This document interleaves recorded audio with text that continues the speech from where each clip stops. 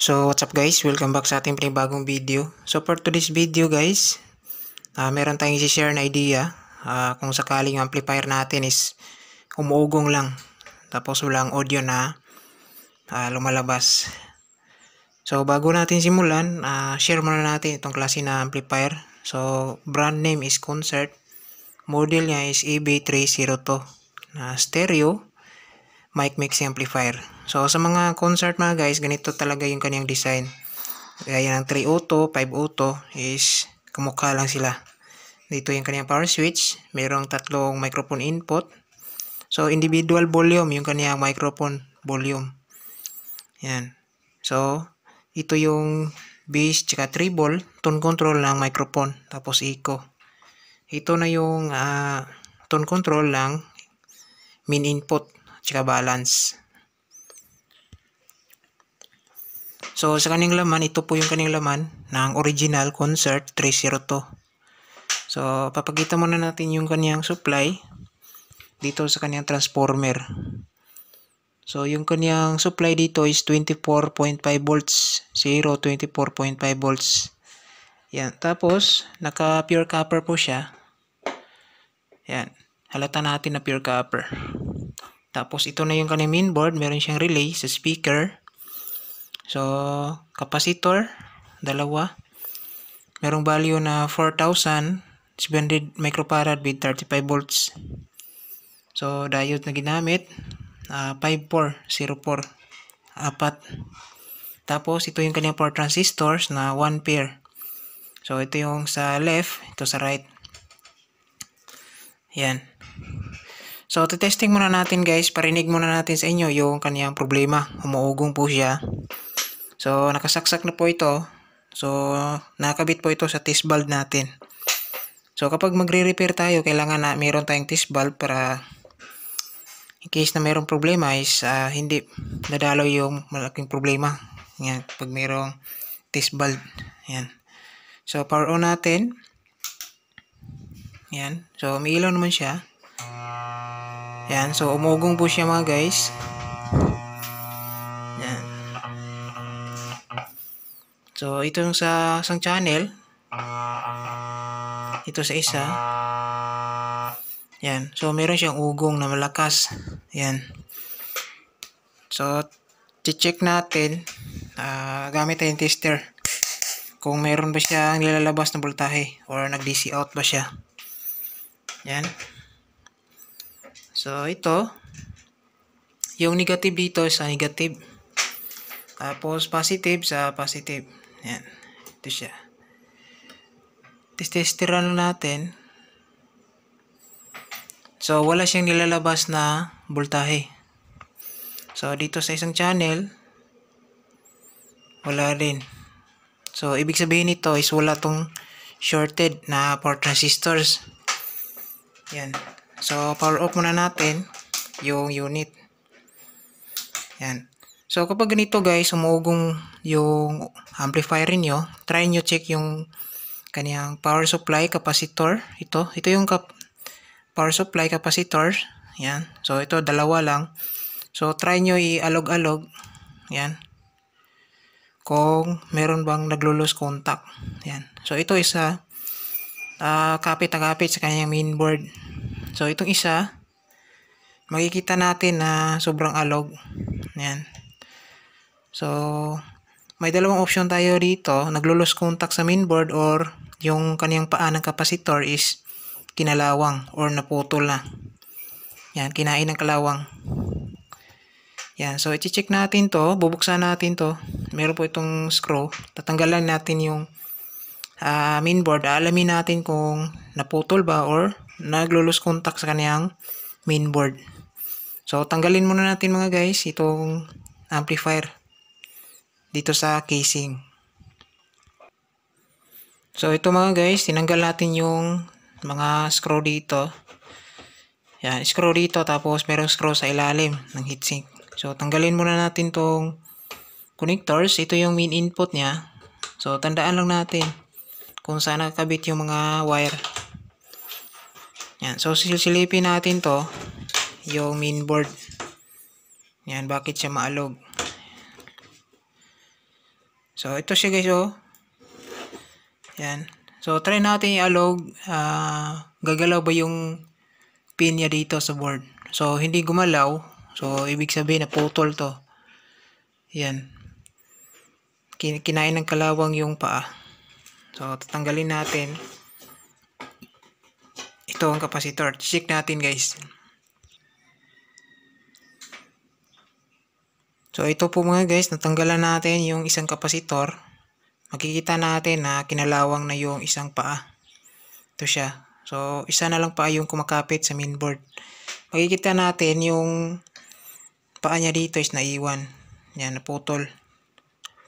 Dahil kinain na ng kalawang. So, ito guys, papalitan natin ng bago or replace lang natin ng same value, or kung walang same value is pwede natin taasan. Lagay natin sa 50 volts.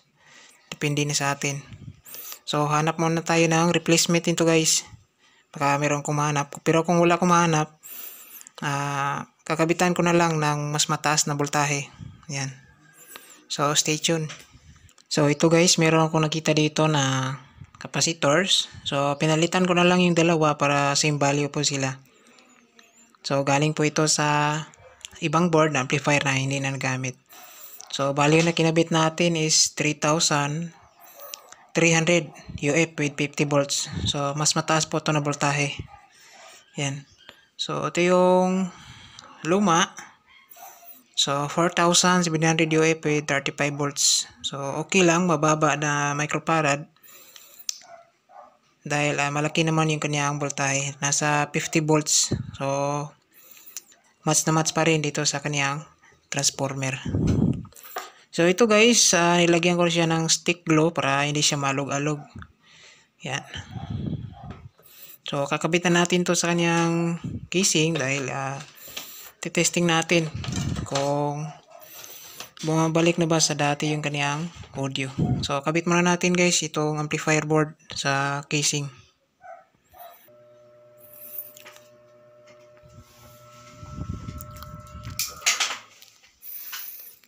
So, ito guys, balik na natin siya.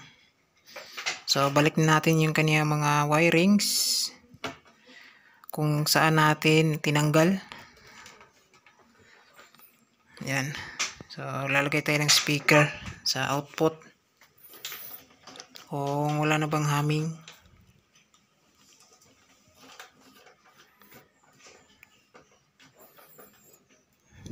So, ito guys. Saksak natin.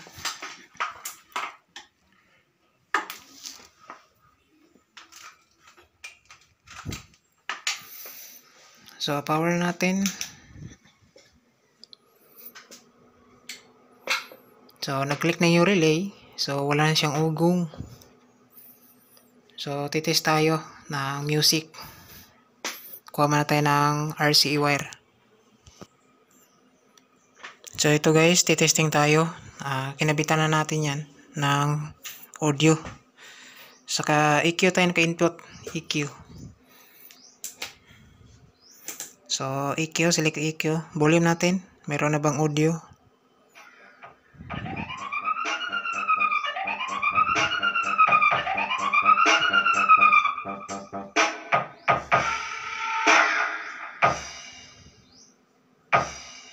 So, meron siyang audio mga guys.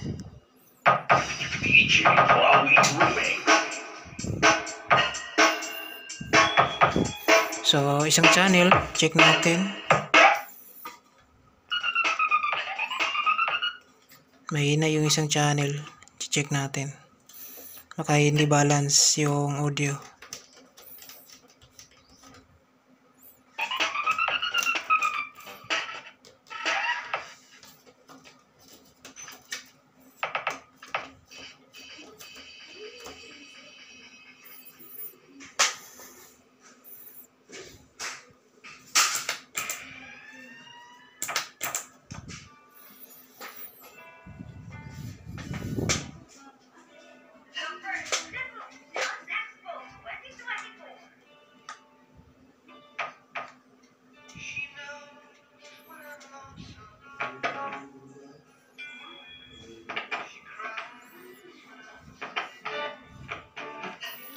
So, kaya pala mahina is naglo-lose contact yung kanyang volume. So, palitan natin yung volume mga guys. Palitan natin. So, yan po mga guys. Napalitan na natin yung kanyang volume control. So, ito yung original volume control. Ayan. So, hindi na natin pinakita yung tanggal natin dito. So, dahil ubusan tayo ng 8 pins, yung bago kong ginabit dito is 6 pins lang. So, papakita natin yung 6 pins. Ito siya. Dito.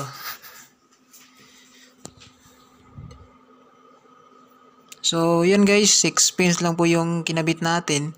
Pero okay lang po yan kasi yung yung additional dito na dalawang pa is para po yan sa loudness.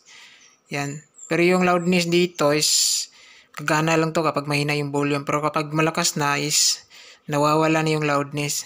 So, okay lang yan. Kasi normal yan yung tunog dito. Yan. So, testing natin guys yung audio kung balance na ba yung left at saka right channel. Yan. So, volume natin. Play muna tayo ng music.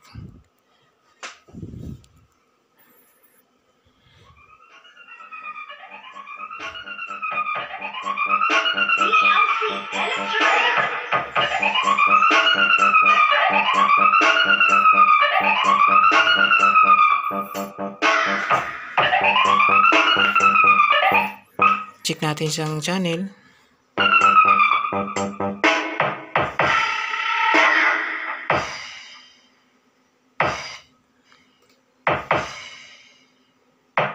DJ Wally Remix.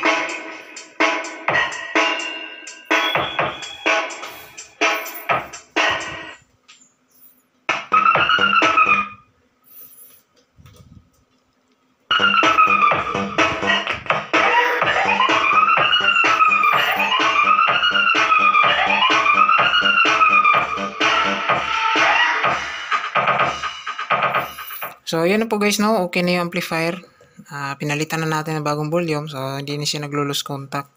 Tapos, yung dito, yung problem lang dito sa loob is yung capacitor lang. Yan. So, pinalitan na natin ng dalawang capacitors. So, overall guys, okay na tong Concert EB3 Auto na amplifier. So, maraming salamat mga guys. God bless. Tsaka ingat tayong lahat.